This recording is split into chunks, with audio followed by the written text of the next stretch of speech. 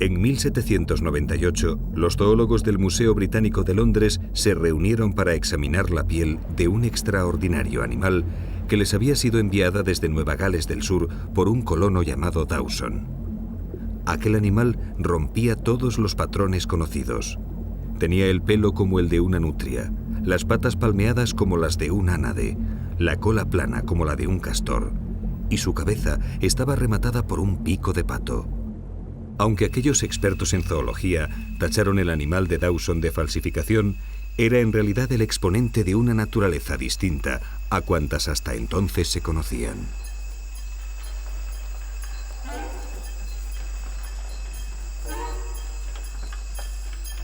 Millones de años de aislamiento dieron a Australia la ocasión de una evolución paralela. Grupos antiguos de mamíferos que habían probado suerte en la carrera por la vida desaparecieron casi por completo en los demás continentes, mientras en la extensa isla austral se diversificaron libres de competidores más preparados.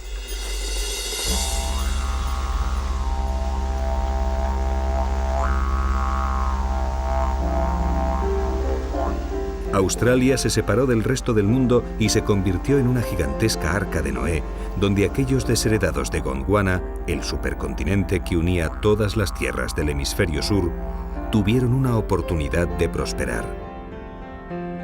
Aquí la vida siguió patrones independientes, y el continente austral se pobló de singularidades zoológicas. Los peces probaron a usar pulmones, las aves crecieron hasta casi los 2 metros, los árboles se hicieron resistentes al fuego y los mamíferos pusieron huevos.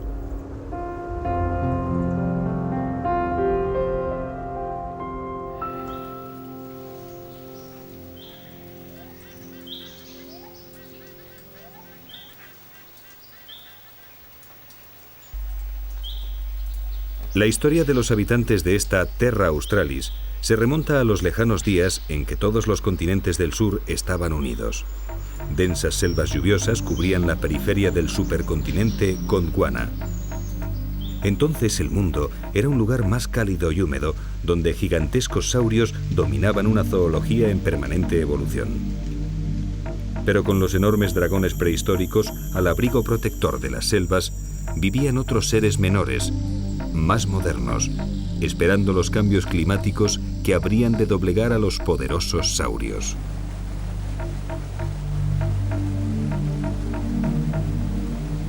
Los vestigios de aquella jungla universal aún se conservan en el nordeste australiano, albergando a los herederos de los extintos dinosaurios.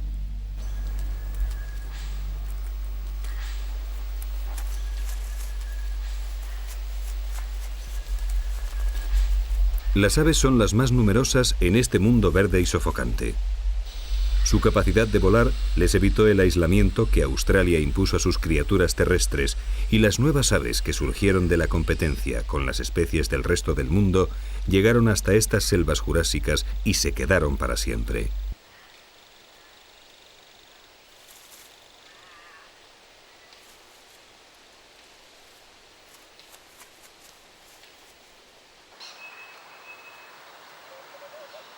Aquí no había grandes depredadores y la comida era abundante, así que muchas especies de aves se unieron a la historia de esta evolución independiente, dando lugar a extraordinarias criaturas.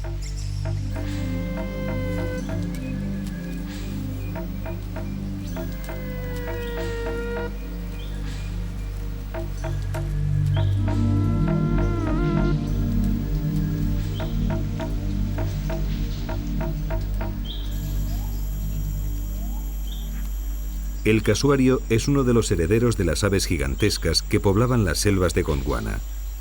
Aquellos antecesores comunes dieron lugar a las avestruces africanas, los ñandúes sudamericanos y a los emúes y casuarios de Oceanía.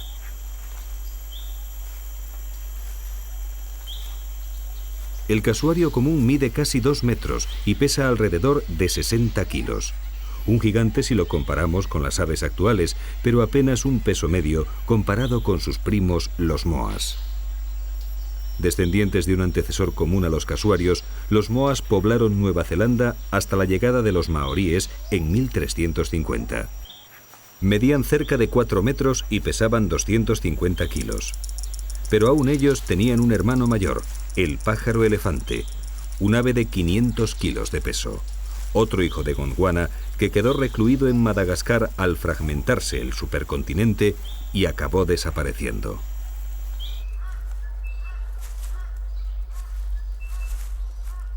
A pesar de su aspecto, el casuario es un ave relativamente reciente. Se cree que se diferenció de su primitivo antecesor hace apenas 10.000 años. Sin embargo, otras aves de aspecto más común son las decanas de estas selvas australes, los megápodos, un grupo que se separó de la línea principal de evolución de las aves antes que el resto de las ramas ornitológicas.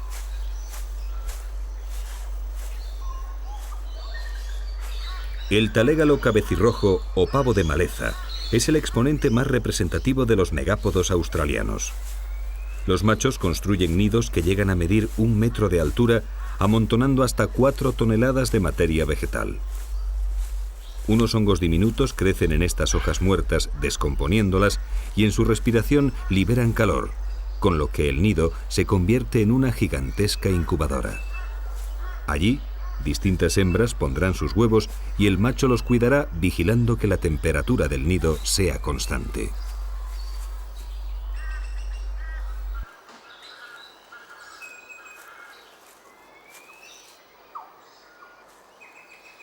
Se cree que en alguna parte de la lengua o del pico, los talégalos deben tener áreas muy sensibles al calor, de forma que durante la incubación meten sus cabezas bajo las hojas y comprueban que la temperatura se mantenga entre los 30 y los 35 grados centígrados. Este, que parece un sistema nuevo y original, es sin embargo la demostración que muchos científicos aceptan como prueba de lo cerca que los megápodos están evolutivamente de los reptiles, porque solo ellos y el grupo de los pavos de maleza utilizan este original sistema de incubación.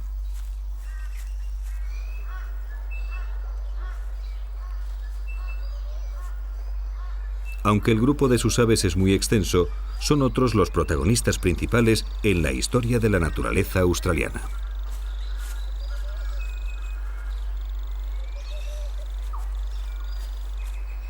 En aquellas lejanas selvas de hace 100 millones de años vivían distintos tipos de mamíferos que apostaban su perpetuidad con diferentes formas de reproducirse. Los monotremas, los más antiguos, eran mamíferos, pero ponían huevos. Los euterios parían hijos totalmente desarrollados. Y los marsupiales, a caballo entre los dos, concluían el desarrollo de sus crías en el exterior. La competencia fue durísima. Los euterios ganaron la partida en casi todos los rincones de la Tierra. Pero cuando Australia se independizó como isla hace 50 millones de años, ninguno de estos nuevos mamíferos placentarios había colonizado su suelo. Y Terra Australis se convirtió en el reino de los marsupiales.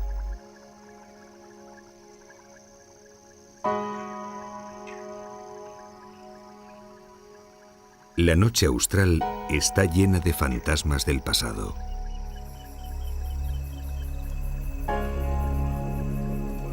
Con la oscuridad, distintas sombras cobran vida en el interior de las selvas arcaicas del nordeste australiano.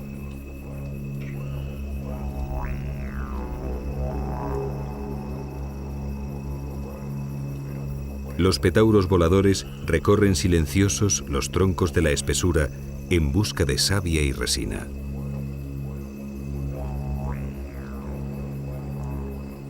Cuando los dinosaurios medraban por las junglas de Gondwana, tenían un ciclo de actividad diurno dependiente del sol que activaba su gigantesco sistema circulatorio.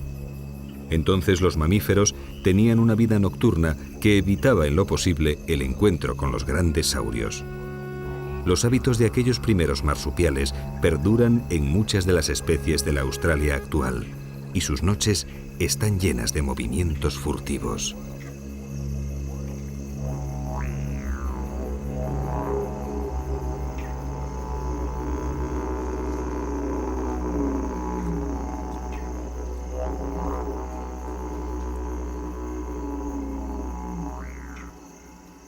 Los possums están considerados junto con los canguros los marsupiales más evolucionados. Pero pese a ello, siguen fieles a la tradición nocturna de sus orígenes. Millones de años en la oscuridad de la selva les han equipado para trepar con facilidad y para ver y oír en las tinieblas húmedas que les rodean.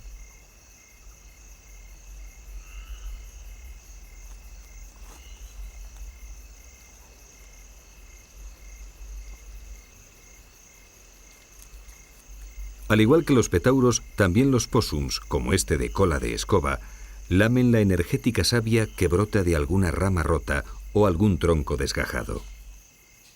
Para ellos trepar es sinónimo de sobrevivir.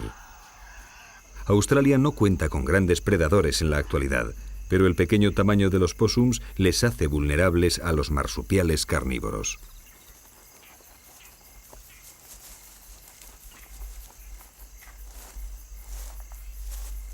Para los científicos europeos que se basaron en las primeras clasificaciones zoológicas, quedaba claro que los marsupiales eran mamíferos inferiores a los que poblaban la vieja Europa. Tanto es así que a los mamíferos de este grupo europeo les denominaron euterios, que en griego quiere decir mamíferos perfectos. Para estos zoólogos, los euterios habrían desplazado a sus competidores, porque podían guardar a sus crías en su interior hasta que acabaran de formarse completamente, mientras los hijos de los marsupiales acababan su desarrollo en el marsupio, una bolsa materna a tal fin.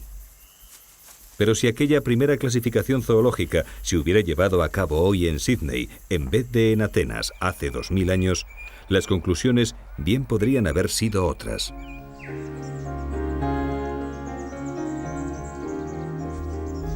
Los marsupiales fueron, efectivamente, relegados por los mamíferos euterios. Pero las causas de este desplazamiento no hay que buscarlas en las bolsas marsupiales, sino en el extremo opuesto. Y para ello, nada mejor que regresar al lugar de origen de tan singular competición. Las selvas sudamericanas son, como las de Australia, parte del escenario de la antigua Gondwana. Entonces, monotremas, marsupiales y euterios coexistían en las selvas primigenias. Pero los últimos fueron poco a poco ganando terreno conforme sus nuevos prototipos evolutivos iban mejorando. Y estos monos del Nuevo Mundo son el mejor exponente de los ganadores definitivos.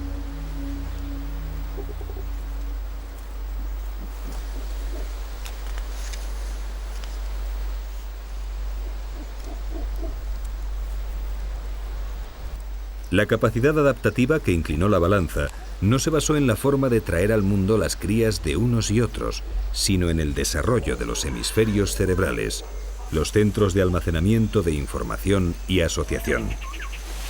No fue, pues, una cuestión de bolsas marsupiales o tipos de placenta, sino de algo tan efectivo y contundente como la inteligencia.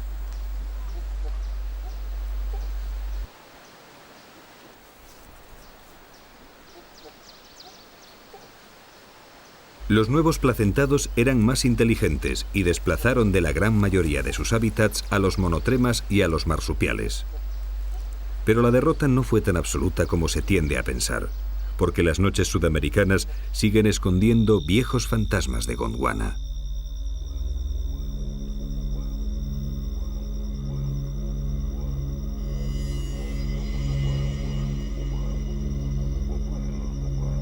Esta es una zarigüeya, un marsupial tan preparado para competir con sus eternos rivales placentados que no solo no desapareció de Sudamérica, sino que conquistó también las tierras del norte continental.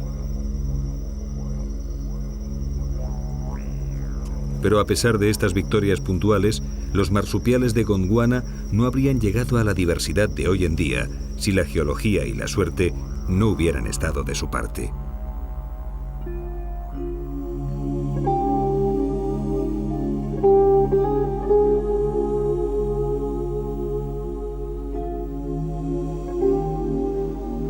Todo empezó con un gran viaje a través del Océano Índico hace 50 millones de años.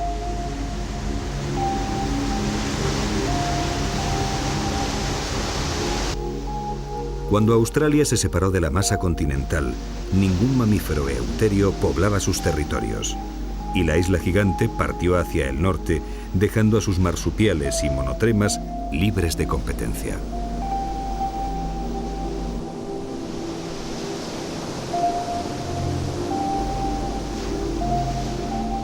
Era solo el principio de la gran aventura marsupial, un periodo de grandes cambios.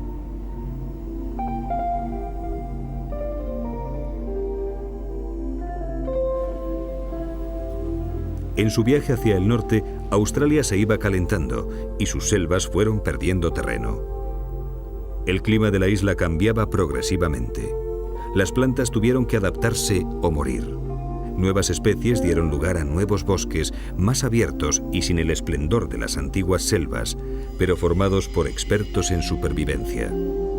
Y las antiguas plantas del supercontinente austral le dieron el relevo a otras más modernas y mucho más efectivas, las plantas con flor.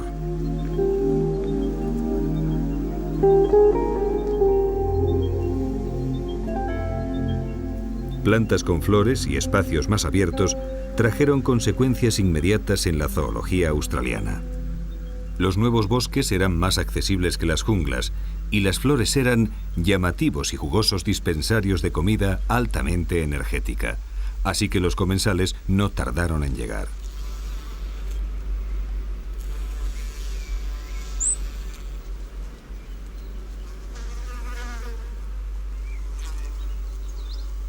El número de insectos se multiplicó rápidamente y las plantas encontraron en ellos importantes aliados para la polinización, por lo que también ellas se vieron beneficiadas y proliferaron a lo largo y ancho de este continente a la deriva.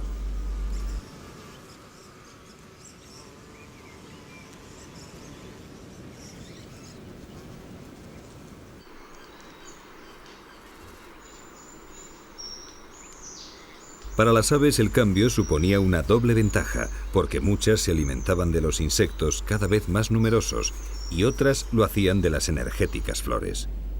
Y como las aves, también los mamíferos se aprovecharon de este constante incremento de recursos.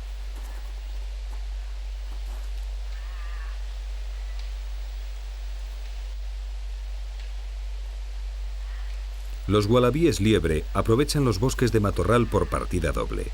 No solo comen las flores, frutos y brotes de los arbustos, sino que además encuentran en ellos refugio seguro por el que moverse.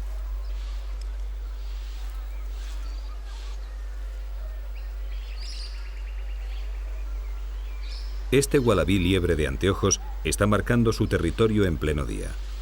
Desaparecidos los grandes saurios de Gondwana, las horas de luz quedaron libres de tan colosales competidores y algunos marsupiales se hicieron diurnos.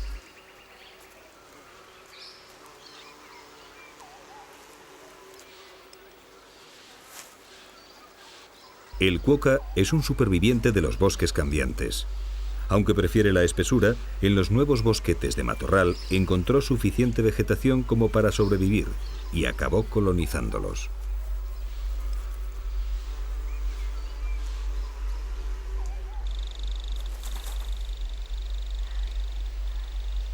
El numbat, sin embargo, se especializó en conseguir su fuente de alimento allí donde ningún otro marsupial lo hiciera. Hoy es el único que se alimenta de termes en Australia, una forma indiscutible de acabar con la competencia. Pero no todo fueron facilidades para estos pequeños y adaptables mamíferos de la isla austral.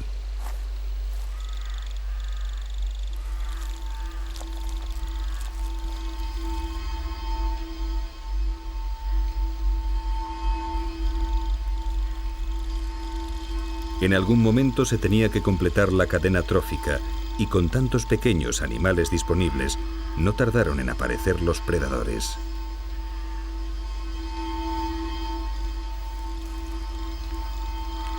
La pitón olivácea es una auténtica todoterreno. Pequeños marsupiales, lagartijas, pajarillos y huevos de reptiles o de aves son parte de su dieta. Y ni el suelo ni los árboles son obstáculo para sus cacerías.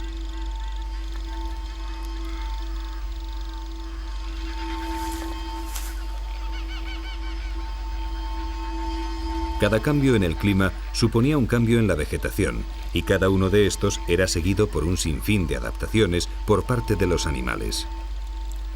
Y Australia seguía ganando norte en su lento viaje por el Océano Índico. Cuanto más se acercaba al trópico de Capricornio, más templado se volvía el clima. La vegetación se abrió en grandes praderas a lo largo de vastos territorios antaño ocupados por las selvas.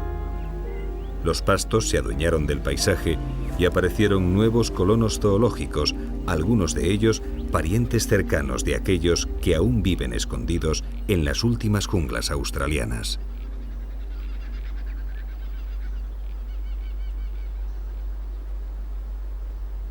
El emú es un primo hermano del casuario, pero su adaptación a las praderas le ha permitido extenderse por Australia en un área mucho mayor.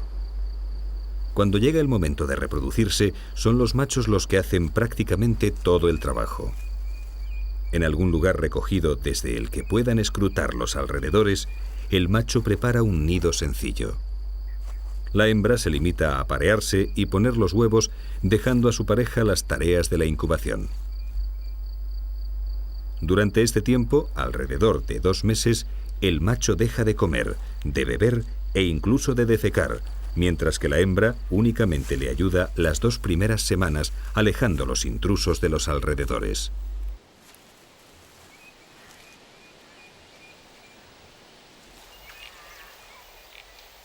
Para sobrevivir a tal prueba, el macho acumula grasa antes del cortejo y cae en un estado semiletárgico durante la incubación. Pero todo le merece la pena si al cabo de las 8 semanas consigue sacar adelante a sus pollos.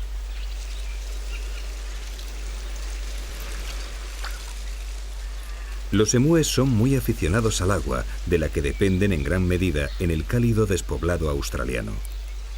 Incluso los pollos son capaces de nadar apenas 1 semana después de salir del huevo, por lo que tras la eclosión, papá emú acude a aliviar la sed de meses, seguido por toda su prole.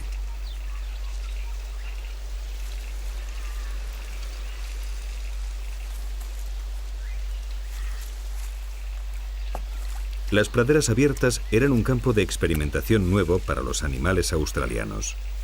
Para sobrevivir aquí, hacía falta no solo ser capaz de resistir la sequía estacional y alimentarse de hierbas, sino que además había que poder huir de los enemigos a gran velocidad. Las poderosas patas de los emúes les permitieron correr a 50 kilómetros por hora. Pero, ¿cómo lo consiguieron los marsupiales? Fuera del abrigo protector del bosque no había árboles en los que refugiarse, y la comida era principalmente pasto, y sin embargo las praderas iban a ser el lugar donde se desarrollaría el grupo de animales más emblemático del continente, los canguros.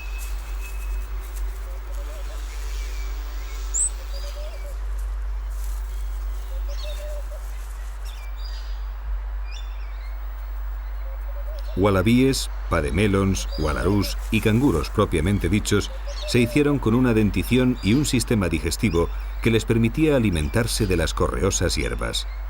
En las praderas estaban más expuestos, especialmente en la fase de cría, pero la propia naturaleza marsupial les sirvió de gran ayuda.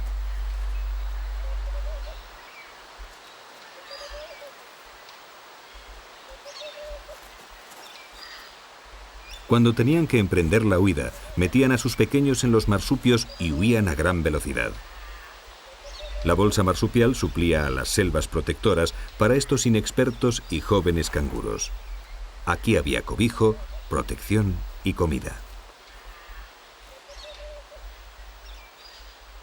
Las adaptaciones de los canguros no acabaron ahí.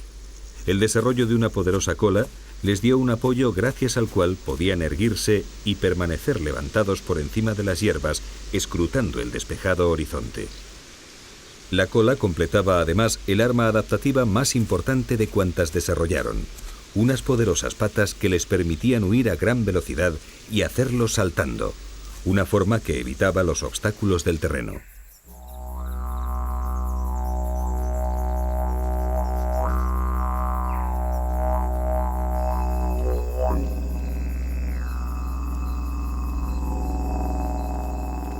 Un quoll, un marsupial carnívoro al que los colonos denominaron gato nativo para distinguirlo de aquellos domésticos que trajeron en sus barcos.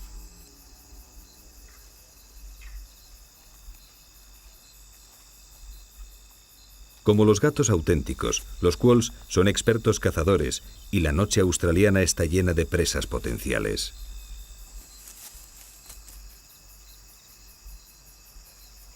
Los insectos son parte importante en la dieta de este pequeño y silencioso cazador nocturno, así que la formación del despoblado le vino bien. Las flores trajeron insectos y la caza se hizo más fácil.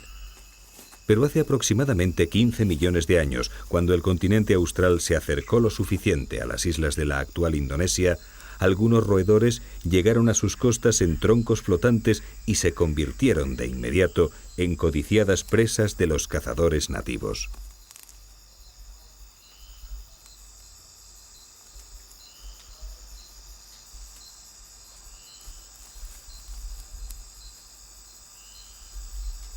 En la competencia ancestral entre los distintos grupos de mamíferos fue un tanto para los marsupiales. 20 millones de años de aislamiento les habían hecho los más aptos para dominar sus territorios, y estos pequeños mamíferos placentados, lejos de ofrecerles competencia, les sirvieron de plato fuerte en sus dietas.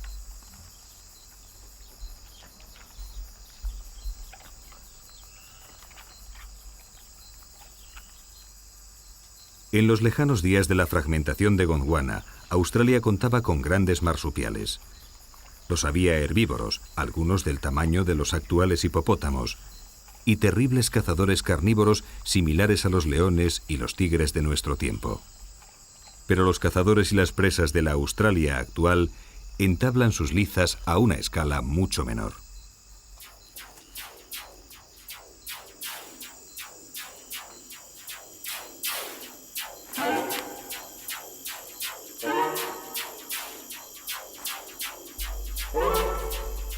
En el mullido suelo cubierto de hojas, un bandicoot pardo busca gusanos e insectos al amparo de las sombras.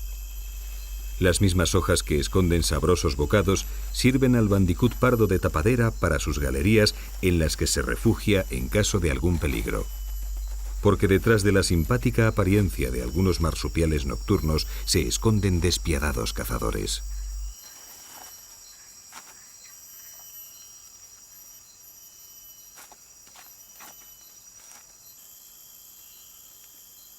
El fascógalo de cola de escoba no es la simpática ardilla que aparenta. Los primeros colonos de Sídney le bautizaron como el marsupial vampiro y hablaban de él como un asesino sediento de sangre. Y tal vez lo sea para las cucarachas, escarabajos y arañas que componen el grueso de su dieta. Porque la evidente exageración de los colonos se debe más que al carácter del fascógalo, a las incursiones que de vez en cuando realiza en los gallineros, donde mata y devora las aves de corral.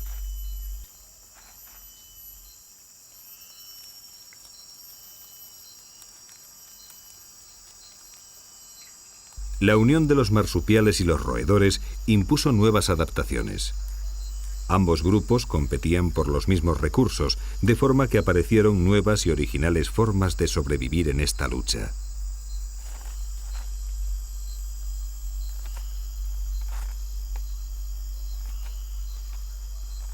La rata constructora de nidos de palos es uno de los supervivientes. Es un pequeño roedor de apenas 20 centímetros que se alimenta de hojas y frutos, una codiciada presa para los carnívoros marsupiales. Para sobrevivir, aprendió a construir grandes nidos con ramas y hojas que cubrían y protegían sus galerías subterráneas.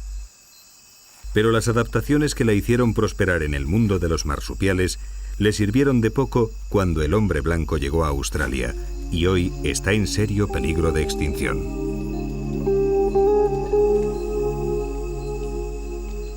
Los árboles de la selva siempre fueron un lugar de refugio y expansión para los marsupiales.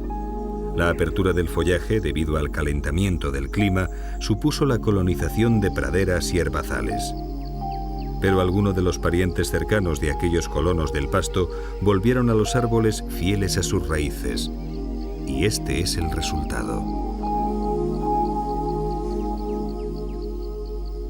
El canguro arborícola ornamentado es una de las 7 especies de canguros que aprendieron a trepar. En la expansión de este grupo, el ornamentado fue el que llegó más al norte, colonizando las tierras de Nueva Guinea. Los canguros fueron el resultado de millones de años de adaptaciones para conseguir sobrevivir en las praderas abiertas. ¿Por qué entonces volver a los árboles con un nuevo y gigantesco esfuerzo adaptativo? La respuesta no está muy clara. Probablemente para conseguir el provocativo alimento que permanecía inalcanzable en lo alto de los árboles. Cuando comenzó el lento camino evolutivo hacia las copas, los canguros no tenían competidores por aquellas hojas de las alturas. Las praderas estaban muy extendidas y los recursos alimenticios eran escasos, así que empezaron a aparecer nuevos rasgos en nuevos canguros. Patas delanteras más fuertes, garras poderosas y, por fin, la capacidad de mover independientemente cada una de las 4 patas, algo que ningún canguro terrestre puede hacer.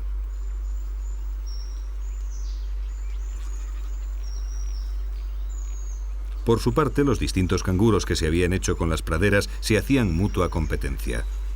Pero como el clima seguía templándose y el despoblado crecía paulatinamente, el grupo de los canguros, que había conseguido un sistema digestivo capaz de asimilar las hierbas correosas, siguió en expansión.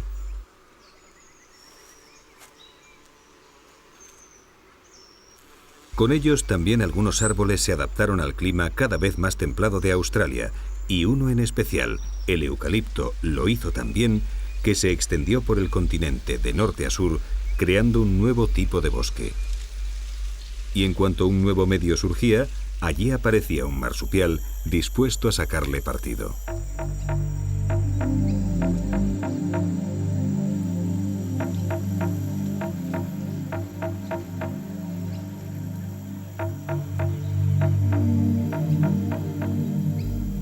El koala consiguió colonizar el bosque de eucaliptos a través de una adaptación que parecía imposible: alimentarse de sus hojas.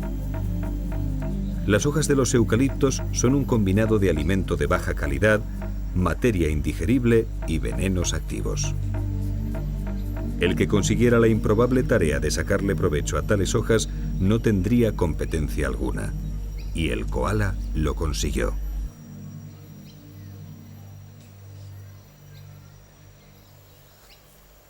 El cuidado de los pequeños trae complicaciones extra en este mundo de alimentos cargados de toxinas. Después de acabar su desarrollo marsupial mamando en la bolsa de la madre durante 6 largos meses, llega el momento del destete, y los jóvenes koalas deben iniciarse en la comida de hojas. En esta época, la madre excreta unas heces blandas especiales, una especie de papilla de hojas semidigeridas con la que alimenta a su hijo.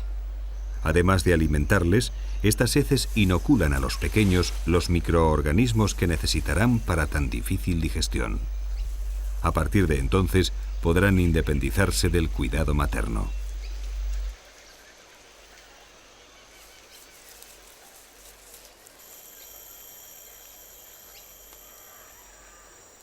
Durante la mayor parte del día, los koalas permanecen reposando en las horquillas de los árboles.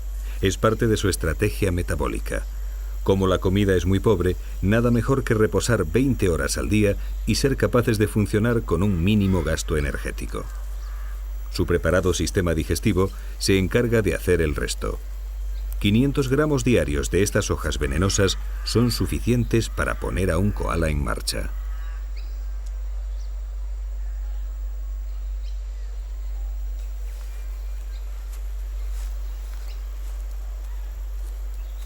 En el suelo los koalas son torpes y vulnerables. Sus patas, preparadas para trepar, no están hechas para la marcha cuadrúpeda, así que solo dejan la seguridad de las ramas para cambiarse de árbol en busca de más alimento o de alguna hembra en celo.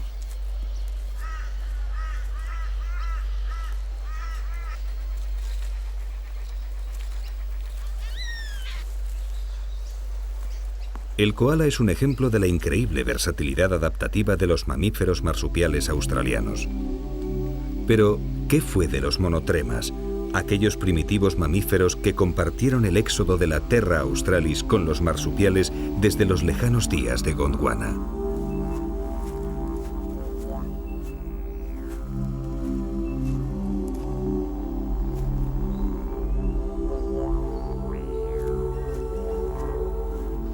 Para algunos científicos fueron el grupo perdedor. Para otros, quizás más románticos, prefirieron dejar la permanente competencia con el resto de los mamíferos y simplemente vivir tal y como lo habían hecho durante millones de años, discretamente, casi de forma anónima, en los más alejados rincones de la espesura y a un ritmo indiferente al resto del mundo.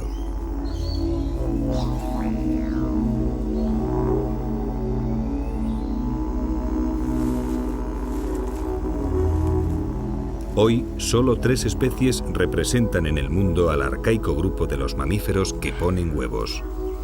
2 son equidnas, el de hocico largo de Nueva Guinea y el equidna de hocico corto, hoy extendido por toda Australia.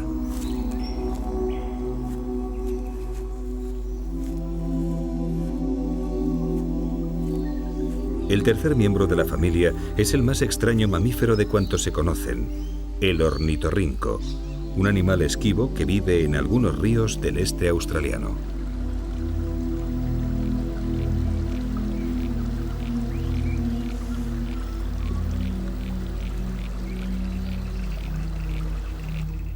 Los ríos australianos no fueron una excepción en la evolución paralela que ha tenido lugar durante los 50 millones de años que lleva Australia viajando por el Índico en solitario. Peces e invertebrados adquirieron formas nuevas, algunas tan extraordinarias como el Neoceratodus, el pez pulmonado australiano, cuyos remotos orígenes se remontan al Devónico, hace aproximadamente 350 millones de años. Pero la criatura más extraordinaria de los ríos australes vino de la superficie.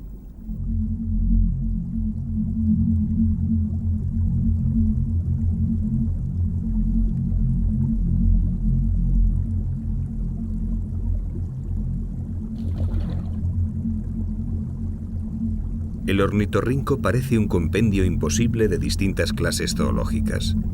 Desde que el colono Dawson mandara el polémico ejemplar al Museo Británico de Historia Natural, pasaron casi 100 años de discusiones científicas, hasta que por fin 2 zoólogos demostraron irrefutablemente que aunque eran mamíferos, realmente se reproducían poniendo huevos.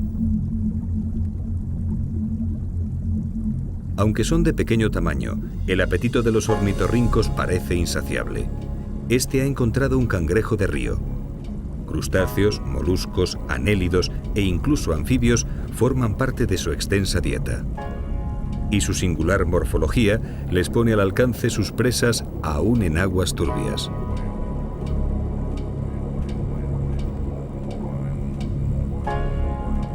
Impulsado por sus pies palmeados y su cola ancha y musculosa, el arcaico ornitorrinco sondea el fondo. Su pico, repleto de sensores, le indica hasta el menor movimiento o cambio de temperatura. Cualquier animal que repte o nade por el fondo es localizado con rapidez y, si interesa, devorado. En los ríos australianos, las adaptaciones del ornitorrinco no encuentran competencia. O casi.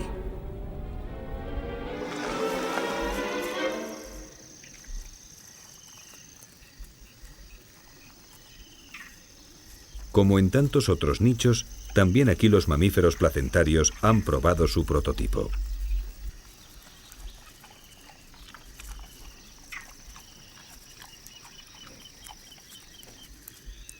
En esta ocasión fue la rata de agua, o rata castor, el resultado de su particular evolución. Un animal cuya piel impermeable y cuyas patas parcialmente palmeadas le abrieron las puertas del mundo acuático.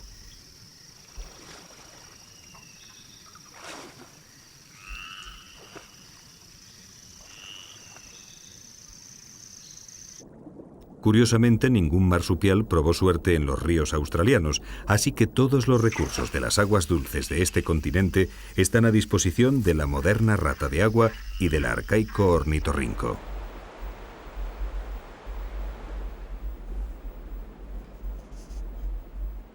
Los aborígenes que llegaron a Australia hace 50.000 años ya conocían al ornitorrinco, al que denominaban topo de agua. Una denominación muy acertada porque la vida anfibia del ornitorrinco transcurre entre el agua en la que se alimenta y las orillas donde excava sus galerías.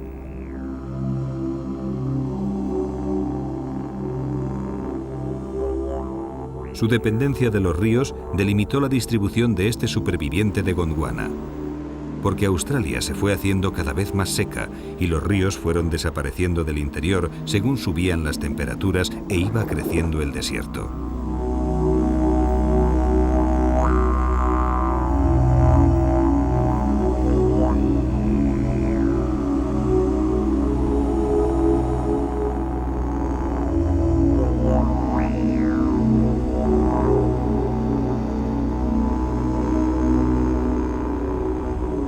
En el vasto interior de Australia, el agua es el bien más escaso.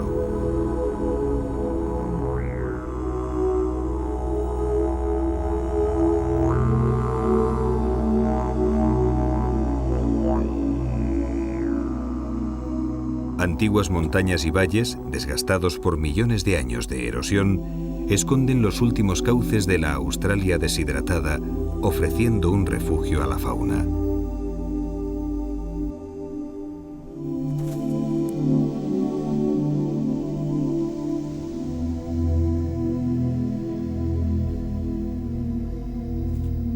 Los gualabíes de roca de Rothschild buscan las sombras de las enormes cicatrices que el clima ha abierto en las moles graníticas.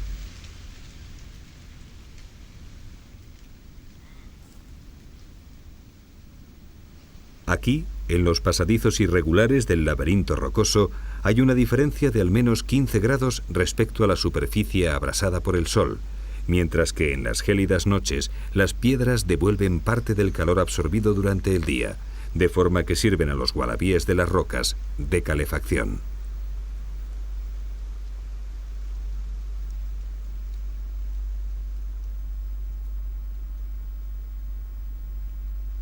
Los valles del interior, al abrigo de las montañas más antiguas de la Tierra, son la última concesión que el clima de la Nueva Australia dio a una naturaleza cada vez más preparada para el calor extremo y la sequía.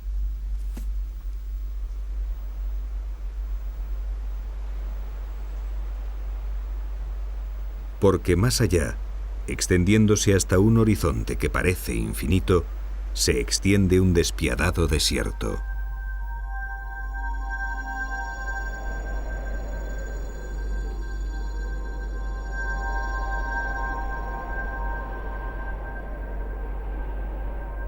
Calor, viento y arena. Cerca de las 3/4 partes de la Australia actual son un árido desierto. Donde antaño crecían selvas prehistóricas, hoy hay campos de dunas y rocas abrasadas por la erosión. Y sin embargo, el lentísimo proceso que llevó hasta estos campos de montañas convertidas en arena dio tiempo a que los marsupiales se prepararan para su conquista. Y una vez más, lo consiguieron.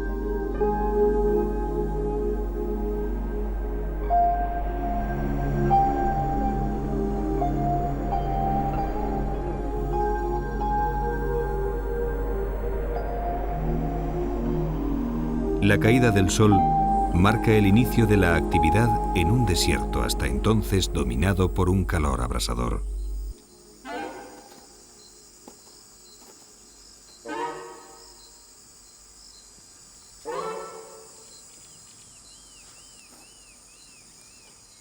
Los bandicoots rayados del oeste surgen de las madrigueras en busca de pequeños animalillos. Como ellos, también los insectos, arácnidos y demás invertebrados recobran su actividad con la tregua del crepúsculo, y los bandicoots se aprovechan de ello.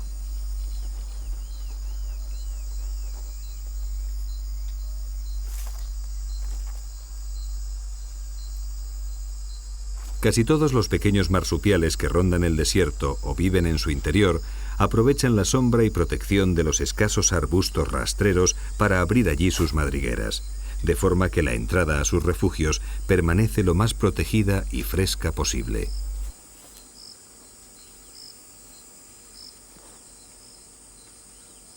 Por esta razón, rara vez se alejan de ellos y en caso de sentirse amenazados, corren al laberinto del matorral donde, protegidos por su entramado, llegan hasta los agujeros de sus refugios.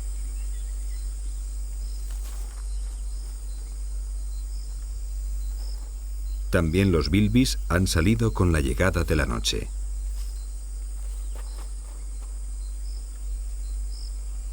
pocos animales resultan tan extraños como estos moradores del desierto australiano. Sus grandes orejas y su prolongado hocico son los soportes de un olfato y un oído muy desarrollados. En la oscuridad de la noche y en el interior de las grandes galerías que cavan los bilbis, la vista no es importante, por lo que son bastante miopes. Pero de su olfato dependerá la localización de las larvas, insectos, semillas y hongos de los que se alimenta, y en su finísimo oído recaerá la responsabilidad de detectar la llegada de posibles enemigos. Porque el inhóspito desierto cuenta también con cazadores.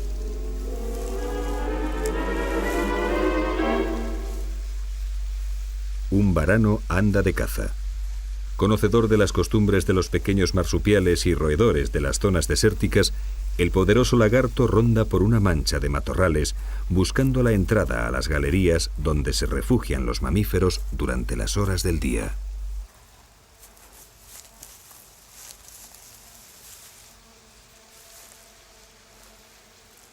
En Australia existen 20 especies de varanos o goanas, como aquí se les conoce.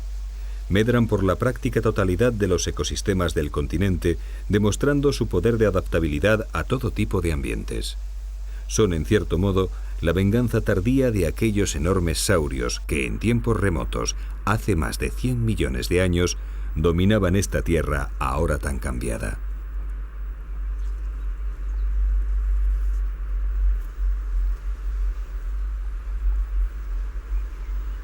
El lagarto de lengua azul es mucho menos poderoso que sus primos los varanos, pero los logros adaptativos que ha conseguido le han bastado para defenderse en este mundo de cazadores y presas. El acercamiento curioso de un elanio le hace poner en práctica alguno de sus singulares recursos.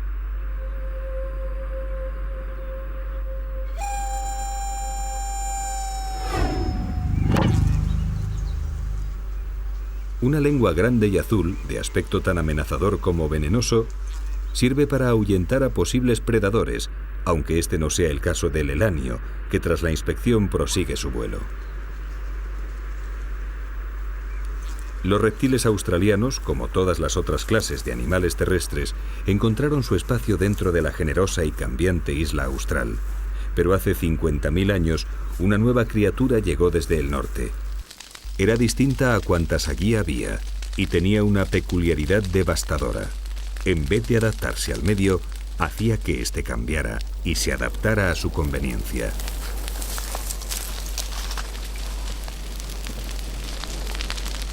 La llegada del hombre introdujo violentos cambios. Nunca antes Australia había cambiado a tal velocidad. Un ritmo de alteraciones que no daba tiempo a que las especies se adaptaran. Con el hombre llegaron también otros invasores. Al principio con los aborígenes llegaron despacio y en pequeño número, dando lugar a nuevas especies que desplazaban a las nativas. Este es el caso del dingo y el lobo marsupial. Pero con la llegada de los colonos blancos, la afluencia de invasores agresivos puso la naturaleza de Australia en serio peligro. Ratas, conejos, gatos y zorros, asnos y dromedarios, búfalos y cerdos salvajes asolaron regiones enteras.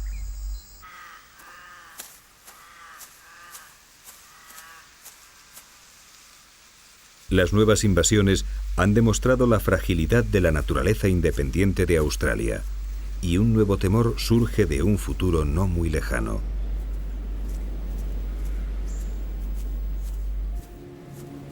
Australia sigue su lenta peregrinación hacia el norte a una velocidad de 6 centímetros al año.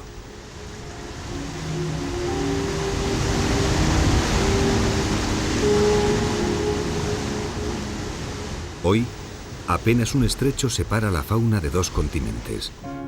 Pero, ¿qué sucederá cuando los animales de Asia y Oceanía entren plenamente en contacto? Grandes cambios se perfilan en el futuro incierto de este continente austral. Es fácil imaginar que la evolución de sus paisajes y animales sufrirá grandes cambios. Pero probablemente, cuando nuevas criaturas especializadas se adapten a bosques o desiertos de condiciones extrañas, haciendo desaparecer a muchos de los prototipos evolutivos que hoy dominan en Australia, en lo más profundo de su espesura, con su pacífica y arcaica forma de vida, seguirán existiendo equidnas y ornitorrincos. Y como en la lejana Gondwana, también allí los mamíferos pondrán huevos.